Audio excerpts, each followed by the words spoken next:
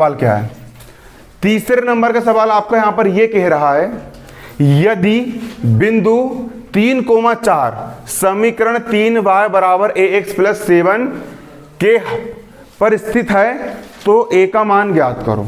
किसका मान ज्ञात करो? a का मान ज्ञात करो। आपको यहां पर एक बिंदु ये दिया गया है, बिंदु आपको दिया गया है 3,4, ये आपका बिंदु है। बिंदु क्या है आपका? 3,4। और ये वाला बिंदु 3,4 ये आपका बिंदु हो गया। ये वाला बिंदु कहां पर स्थित है? ये बिंदु इस समीकरण पर क्या है? स्थित है। इस समीकरण पर कौन सा बिंदु स्थित है? इस समीकरण पर बिंदु 3,4 क्या है? स्थित है। तो आपको किसका मान ज्ञात करना है? a का मान ज्ञात करना है। क्लियर? बिंदु 3,4 इस समीकरण में क्या है? स्थित है। तो मान किसका ज्ञात करना है? a का मान ज्ञात करना है। यहां पर जो a लिखा है ना, यहां पर a के स्थान पर कोई संख्या थी, तो इस संख्या का मान ज्ञात करो। a का मान क्या करना है? ज्ञात करना है। इसके लिए हमने सबसे पहले यहां पर क्या डाले? हल। क्या डाले हमने सबसे पहले? यहां पर हल। और यहां पर लिखेंगे दिया है। क्या लिखेंगे? दिया है एक समीकरण दिया है। क्या दिया है? समीकरण।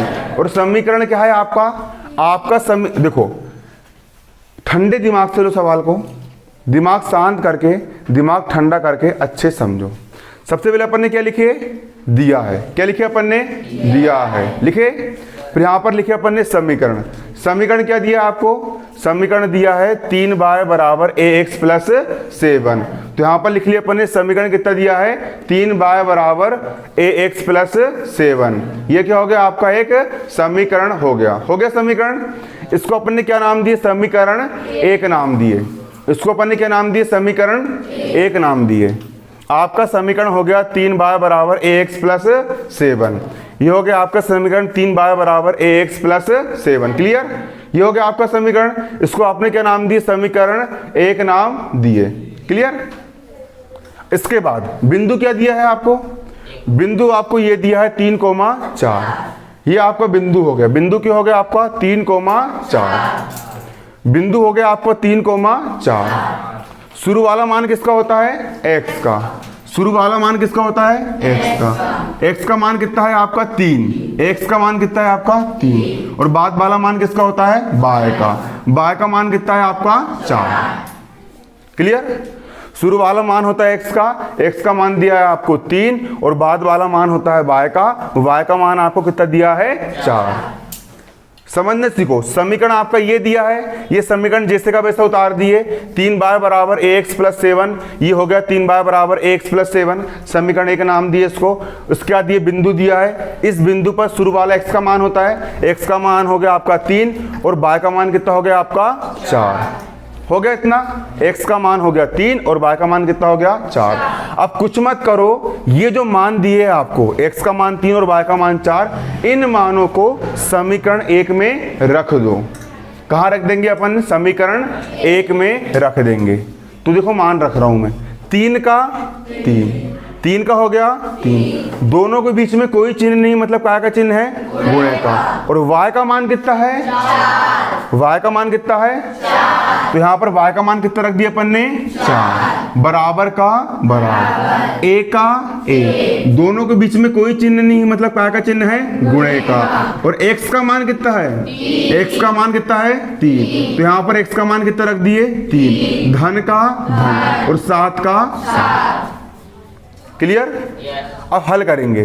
3 गुणित 4, 3 चौक कितना होता है? 12। बराबर का बराबर, 1 गुणित 3 क्या हो जाएगा? 3a। क्या हो जाएगा? 3a। धन का धन और 7 का 7। अब ये वाला पद और ये वाला पद, दोनों पद कैसे आपस में बराबर है बराबर। अब हम क्या करेंगे? इस बराबर है ना, एक तराजू है, तराजू में इस तरफ 5 किलो को बाट रखा है और इस तरफ धनिया रखी है ना। तो चाहे धनिया को इस तरफ रखो और बाट को इस तरफ रखो, या फिर बाट को उस तरफ रखो, धनिया को इस तरफ रखो, दोनों बात कैसी है? बराबर।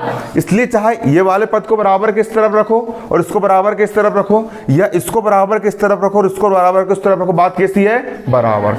ये वाले पद को मैंने इस तरफ लेके आ गया और ये वाले पद को मैंने उस तरफ लेकर के चला गया। क्लियर? अब 3a का यहाँ पर हो जाएगा 3a, बराबर का हो जाएगा बराबर, 12 का हो जाएगा 12, बराबर किस तरफ 7 का है धन का, बराबर किस तरफ 7 का है धन का, उस तरफ जाके क्या हो जाएगा ऋण का। क्लियर? 3a का यहाँ पर हो गया 3a, बराबर का बराबर, और 12 में से 7 गए कितना बचा 5, 12 में 7 गए कितना बचा 5, और यहाँ पर 3 काय में है गुणे में, 3 काय में है गुणे में, पक्षांतर कर देंगे काय में आएगा बटे में, a का हो गया a, बराबर का हो गया बराबर, 5 का हो गया 5, 3 गुणे में था काय में आ गया बटे में, a का मान कितना आ गया आपका 5/3, कितना आ गया आपका a का मान